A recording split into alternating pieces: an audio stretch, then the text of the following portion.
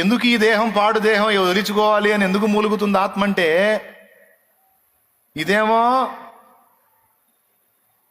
పనికి మాలింది, ఆ లోపల ఉన్న ఆత్మేమో పవిత్రమైంది. ఆత్మేమో దేవుణ్ణి కోరితే ఈ శరీరం ఏమో లోకాన్ని కోరిద్ది. ఆత్మేమో ప్రార్థనకు పోదాం పదరా అంటే ఈ శరీరం ఏమో రోజు పోయేదికి ఈ వారం ఆగుదావులే అంటది.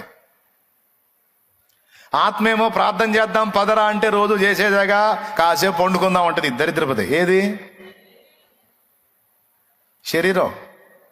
ఆత్మేమో కాస్త ఉపవాసం ఉందాం అంటే నా వల్ల కాదు, నా గ్యాసు, నేను తినాల్సిందే అంటది. దరిద్రపతి.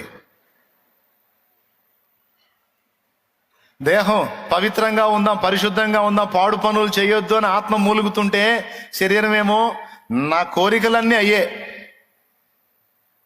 నాకు కావాల్సిందే అయ్యి, నువ్వు అయ్యొద్దంటే నేనట్ట బతికేది, నాకు కావాల్సిందే అయ్యి అనేమో ఈ శరీరం గాడు అంటాడు. ఈ దరిద్రపది అంటది.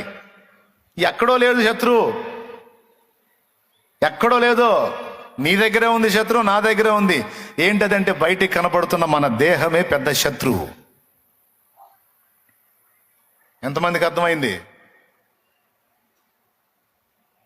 అయితే ఇక్కడ బాగా వినాలి, గమనించాల్సిన విషయం ఏంటంటే, ఈ శత్రువుని కట్టడి చేయాలంటే మన ఆత్మకు బలం చాలదు, మూలగటం తప్ప ఇంకేం చేయలేదు.